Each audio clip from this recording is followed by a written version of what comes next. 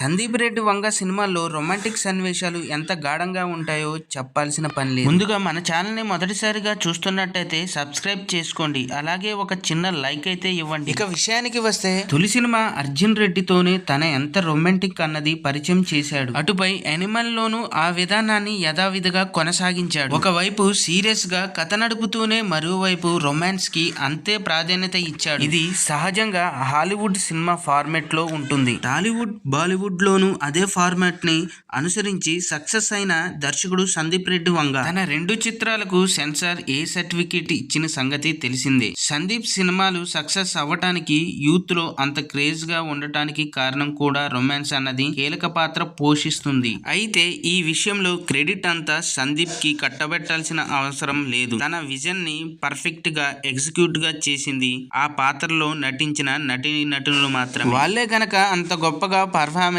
ఇవ్వకపోతే సందీప్ రెడ్డి ఎంత ప్రయత్నించినా అవుట్పుట్ అన్నది అంత గొప్పగా వచ్చేది కాదని చెప్పాలి. రొమాంటిక్ సన్నివేశాలు అనేసరికి పరిమిత క్రూతోనే చేస్తారు. పాత్రధారులు, కెమెరామెన్, దర్శకుడు మహా అయితే మరో 2 కలుపుకొని 5 అయితే ఉంటారు. బెడ్రూమ్ సీన్లు చేసే సమయంలో వీలైనంత వరకు తక్కువ మెంబర్లు ఉండేలా చూసుకుంటారు. సీన్ ఇలా ఉండాలని దర్శకుడు చెబుతాడు, దానికి తగ్గట్టుగానే నటులు నటిస్తారు. ఒక్కొక్క సందర్భంలో డైరెక్టర్ నేరుగా ఆ సీన్ లో హీరోయిన్ తో నటించే ఛాన్స్ కూడా తీసుకునే అవకాశం అయితే ఉంది. కానీ ఓ డైరెక్టర్ ఇలా ప్రయత్నించిన తెరపై అతిమంగా కనిపించేది హీరో హీరోయిన్ల సన్నివేశాలు కాబట్టి మధ్య అండర్స్టాండింగ్ అన్నది అత్యంత ముఖ్యమైనది. అర్జున్ రెడ్డిలో విజయ్, శాలిని పాండే మధ్య రొమాన్స్ అంత గొప్పగా పండిందంటే వాళ్ళిద్దరే కారణం. అలాగే యానిమల్ లో రణబీర్, రష్మిక మందన రొమాన్స్ అయిన రణబీర్, దీప్తి డ్రిమ్రీ మధ్య బెడ్రూమ్ సీన్ పండిందన్న కారణం అందులో నటించిన నటులు మాత్రమే. నటులు ఇద్దరూ సహకరించుకోవడంతో అలాంటి సన్నివేశాలు తెరపై పండటానికి